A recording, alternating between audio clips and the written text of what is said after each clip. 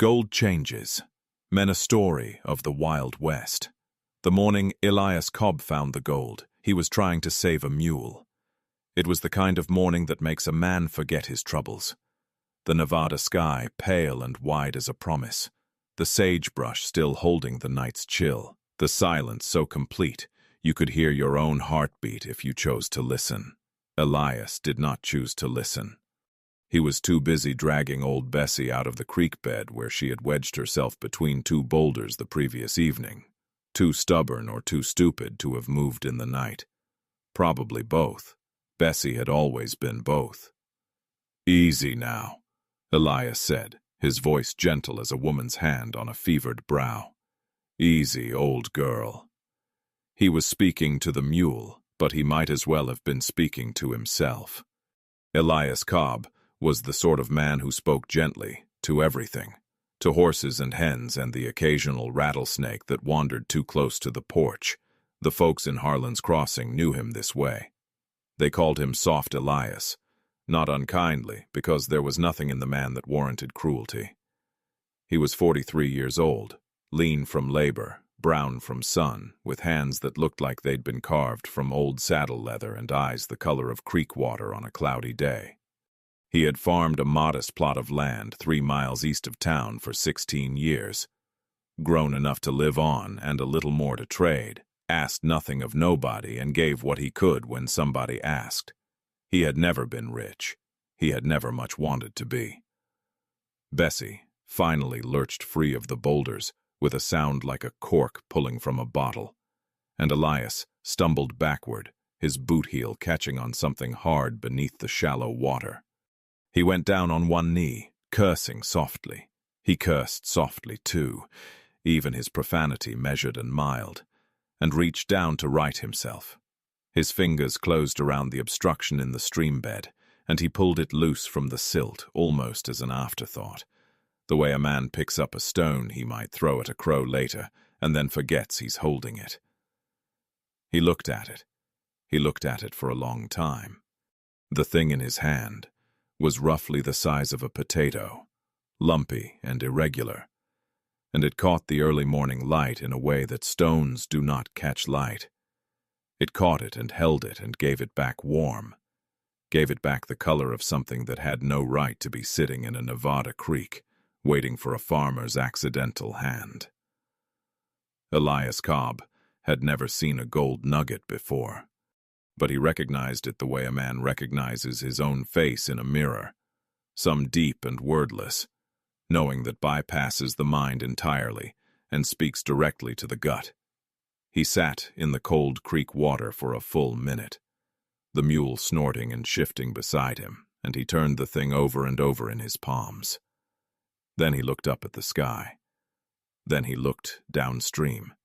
Then he looked at Bessie, who regarded him with the particular contempt that mules reserve for humans who have witnessed their humiliations. "Well," Elias said. That was all he said. He did not tell anyone for 3 weeks. This was the first change, though he would not recognize it as such until much later, standing in the ruins of what he had been. Elias Cobb had never kept secrets. It simply had not occurred to him that there was much worth keeping secret.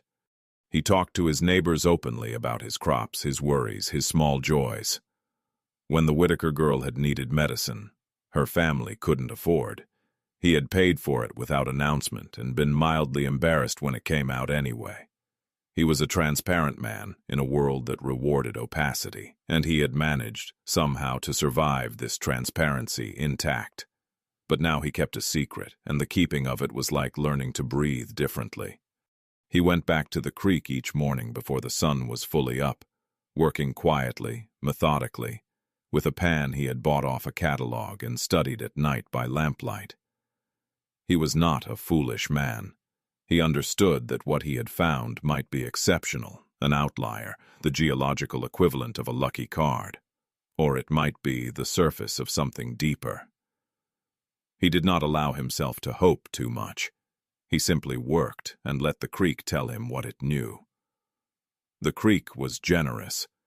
Within 2 weeks, he had accumulated enough to fill a coffee tin. Within 3 weeks, he had buried 2 coffee tins beneath the floor of his barn and started on a third. The vein, if it could be called that, ran along the eastern bank of the creek in a shelf of quartz that had been fractured at some point in the distant past, scattering its treasure across the stream bed in a pattern that suggested great violence and great age. It was not bottomless. Elias could tell that even then. But it was substantial. More than substantial. It was the kind of find that men had killed each other over since the first days of the California rush, 20-some years ago. Elias knew this. He had heard the stories. He had listened in the saloon. He didn't drink, but he listened, sitting with a cup of coffee while other men drank and talked. To old-timers who had been in the camps at Sutter's Mill, at Coloma, at a dozen other places whose names had become legend.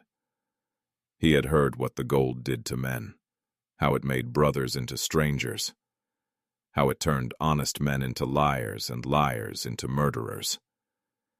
He had always thought, sitting with his coffee and his quiet certainty, that he would be different.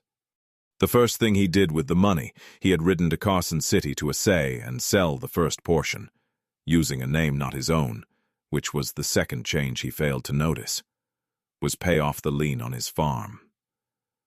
16 years he had carried that debt like a stone in his boot, and now he walked into the bank in Harlan's Crossing and laid cash money on the desk of a man named Prescott, who had never in all their dealings looked Elias fully in the face.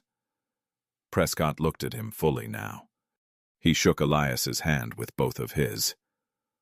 Elias walked home, feeling clean. This was what money was for, he thought. For solving the honest problems a man accumulated through honest living. Then he bought a new plow, because the old one had been failing for 2 years and he had been coaxing it along the way you coax along anything you can't afford to replace. He bought new boots. He bought a good rifle to replace the one that misfired a third of the time. He bought Widow Hennessy's back taxes, so the county couldn't take her land. Paid them anonymously, or tried to. But the clerk told someone, and within a week, the whole of Harlan's Crossing knew it was Elias, and people smiled at him differently, with something new in their eyes that he could not quite name.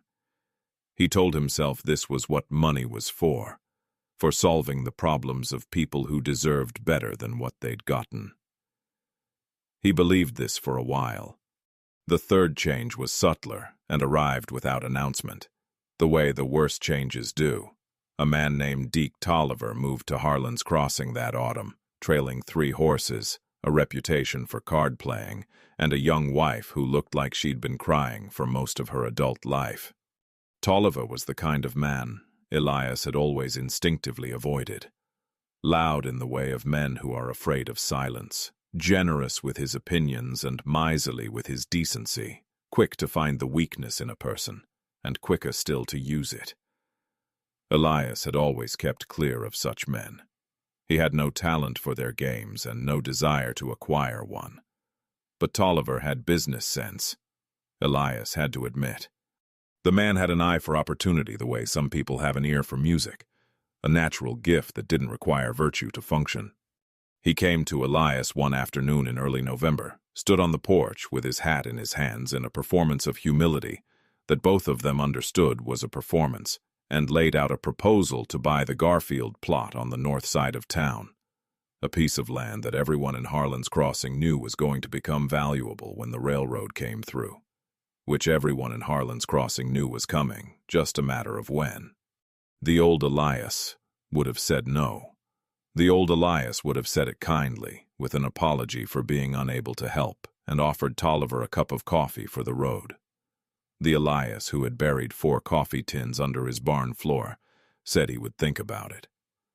He thought about it for 3 days. He thought about the railroad and the land values and the 3 other men in town who also had money and might move faster than him if he hesitated.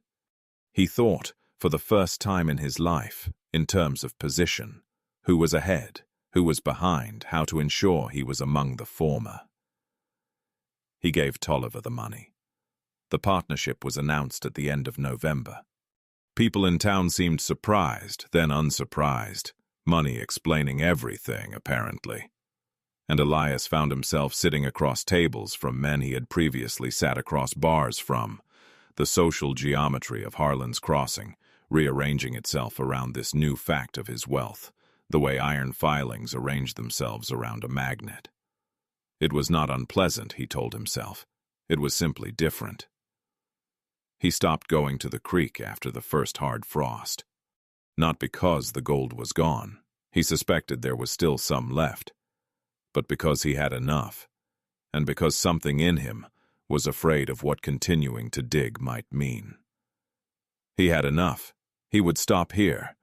He would be the man who had enough and knew it, which was a rarer and more admirable thing than being the man who had everything. He held this idea of himself carefully through the winter like a lamp against the cold. It went out in March. A man named Calloway, passing through from California, stopped at the saloon, and over the course of an evening, mentioned that he knew of 3 other gold-bearing streams in the Nevada territory, all of them unworked, all of them waiting. He mentioned this casually, the way men mention weather, and Elias was not supposed to be listening. He was sitting 3 tables away, alone with his coffee. But he heard every word. He rode out the next morning and opened up the creek again.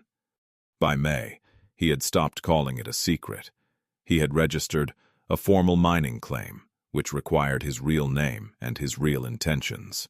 The paperwork felt like a kind of honesty he owed himself after months of evasion.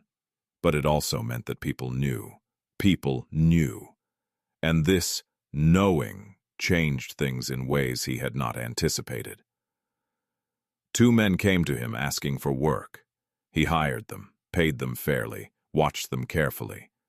He had never watched men before, had never needed to, had never thought in terms of what men might take from him if unwatched. Now he thought about it often. He was not cruel to the men, but he was no longer easy with them, no longer the neighbor who might stop a task to help you with yours for no reason, except that you needed help and he had hands. There was a ledger now, invisible but present, tallying what each man owed and what each man was owed, and Elias consulted it constantly. He did not notice this about himself. He noticed other things. He noticed that Tolliver was not working as hard as he should on the Garfield project. He noticed that the Carson City assayer was skimming a fraction of a percent that the man probably thought was invisible. He noticed who in Harlan's Crossing was struggling, and instead of the old uncomplicated impulse to help, he now felt something more complicated. A calculation about whether helping would be seen as generosity or weakness, whether the helped party would be grateful or presumptuous, whether gratitude could be converted into loyalty and loyalty into usefulness. He hated himself for this. Briefly, in the evenings when the day's noise settled and he sat on the porch with his coffee and looked at the stars, he would think, I used to be different. I used to be better. And then the thought would pass like a cloud across the moon, and the stars would reassert themselves in their cold clarity, and he would go inside and check his ledger and calculate tomorrow. The breaking point, when it came, wore the face of Jimmy Reyes. Jimmy was 17, the son of a Mexican miner who had worked the Comstock and come away from it with bad lungs and a cough that had been killing him slowly for 6 years. Jimmy had grown up hungry in the particular way that children of working men grow up hungry. Not starving, but never quite full. Always aware of the gap between what the world had and what he was allowed. He was a good boy. Elias had known him since he was 10, had given him small jobs over the years, fixing fence and mucking stalls, and had always paid him a little more than the work strictly warranted, because the boy was bright and earnest and the world was going to be hard enough on him without Elias adding to the difficulty. Jimmy came to him in June, hat in hand, the same posture Tolliver had used on the porch that autumn, but genuine where Tolliver's had been theater, and asked for a loan. His father needed a doctor from Carson City, a specialist, someone with the equipment to address what the local physician couldn't.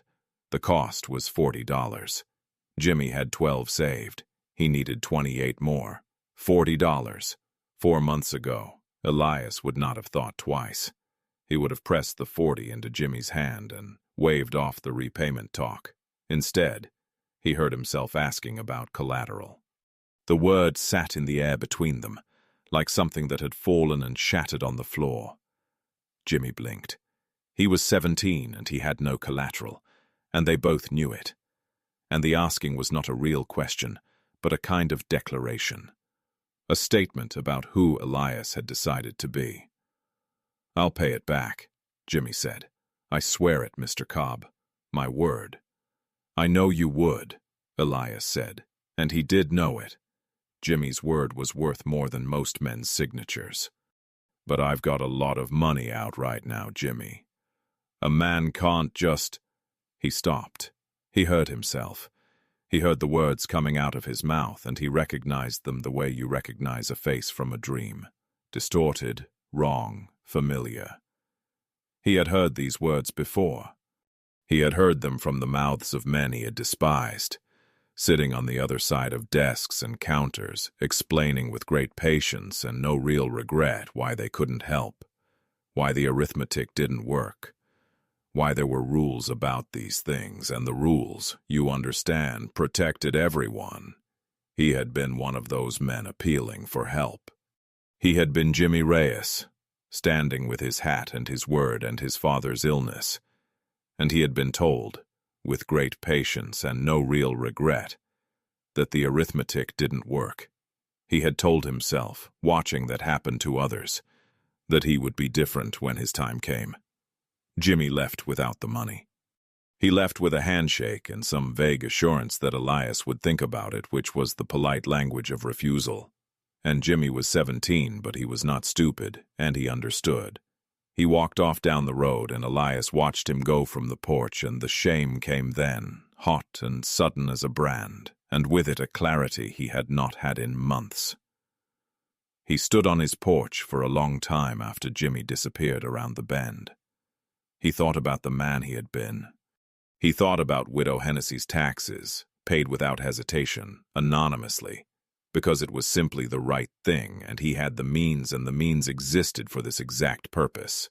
He thought about the years before the gold, when he had been light in a way he could not have named then, but could name now in its absence. A lightness that came from wanting nothing, from having enough and knowing it, from measuring himself not against what he might accumulate, but against what he might give. He went inside. He opened his lockbox. He counted out $40. Then he counted out 60 more. He rode after Jimmy and found him 2 miles down the road, walking, head down against the afternoon heat, and he pressed the money into the boy's hands without explanation, said only, "Get your father that doctor," and turned his horse around before Jimmy could respond. Riding back, he felt the lightness again, briefly, the way you sometimes smell a flower through a car window and then it's gone. But briefly was not the same as before. The trouble with self-knowledge is that it doesn't automatically produce change. Elias knew what he had become.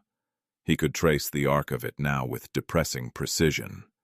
The first secret, the first calculation, the first time he'd looked at a neighbor's problem and seen an opportunity rather than a need. He knew. Knowing did not stop him from checking his ledger that evening. Knowing did not prevent him from riding to Carson City the following week and meeting with a lawyer about protecting his claim from a rival who had filed papers on an adjacent section. Knowing sat in him like a stone he carried, heavy and constant, while the habits of the wealthy man continued their operation, efficient and impersonal as machinery. He thought sometimes about the gold itself, still sitting in that fractured quartz shelf beneath the creek, waiting. He had not fully exhausted it. He had left some in the ground deliberately, in a gesture toward restraint that he now recognized as hollow. A man who had already taken too much, congratulating himself for not taking more. The gold waited with the patience of geological time, indifferent to human drama, neither corrupting nor pure, simply a metal the earth had concentrated in one place and that men had decided to value. The gold had not changed him. He understood that now, sitting with his coffee on the porch on a July evening. The Nevada sky going deep blue above the sagebrush, the first stars emerging. The gold had only been an instrument. It had accelerated something that was perhaps always latent in him, a capacity for calculation, for suspicion, for the careful management of generosity. Perhaps all men had this capacity. Perhaps the gold had simply given it room to grow. He was not sure whether this understanding made things better or worse. The railroad came through in August, as everyone had known it would, and the Garfield plot doubled in value more or less overnight. Tolliver wanted to sell immediately. Elias told him to wait. They argued about it with the thin, precise hostility of business partners, and in the argument Elias saw himself clearly, negotiating, maneuvering, protecting his position. And for a moment the sight of himself was so alien and so accurate that he almost laughed. He did not laugh. He won the argument. They held the land. That fall, a young couple named Birch arrived in Harlan's Crossing with a wagon and a baby and not much else, looking for a place to settle. They had the look of people who had been traveling a long time and hoping a long time, and Elias, watching them from the window of Tolliver's new office in town, recognized something in their faces, a particular combination of exhaustion and stubbornness, of having been refused in enough places to have made peace with refusal while still refusing to accept it. He had seen that look in mirrors once. He left Tolliver's office and crossed the street and introduced himself. He showed them the McCready place, empty since McCready had gone back east 2 years ago, a modest house and 20 good acres that Elias happened to own, as part of a larger parcel he'd purchased in the spring. He had planned to lease it for the income. Instead, he heard himself offering it to the Birches for what the taxes on it cost him each year. Essentially nothing, with the understanding that they'd work it and keep it up, and could buy it from him for a fair price once they had their footing. Tolliver, when he heard about this, called Elias soft. Elias looked at him for a moment and then said quietly, "That softness was not the worst thing a man could be." Tolliver laughed the way men laugh at something they don't understand. Elias let him laugh.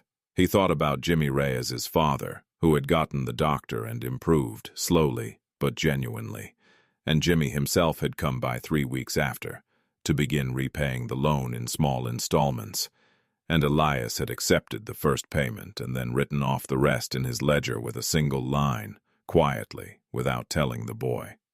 Because some things didn't need to be said and some debts didn't need to be paid. He did not become the man he had been before the gold. That man was gone, and Elias understood enough about time and change to know that you cannot simply reverse the direction of a life's current by willing it. The habits were still there. The calculations still ran, unbidden in the back of his mind. He still checked the ledger. He still watched his employees. But he also, with increasing deliberateness, chose to act against these habits. He paid the Hennessy boys' apprenticeship fee when the smithy offered to take him on. He reduced the rent on the 2 storefronts he'd acquired on Main Street, when he noticed that the tenants were struggling in a dry summer. He made these choices not with the old unconscious ease of a man who has never learned to be selfish, but with the conscious, labored effort of a man fighting his own trained instincts, choosing against himself one decision at a time. It was harder, he found, to be generous when you had much than when you had little. When he had little, generosity had cost him something real, and the cost had been straightforward, and the exchange had been clean. Now generosity was a negotiation with a version of himself who knew exactly what things were worth and resented the giving. Every act of kindness required a small internal argument, and Elias won most of them. But he won them by effort and not by nature, and the effort was its own kind of loss.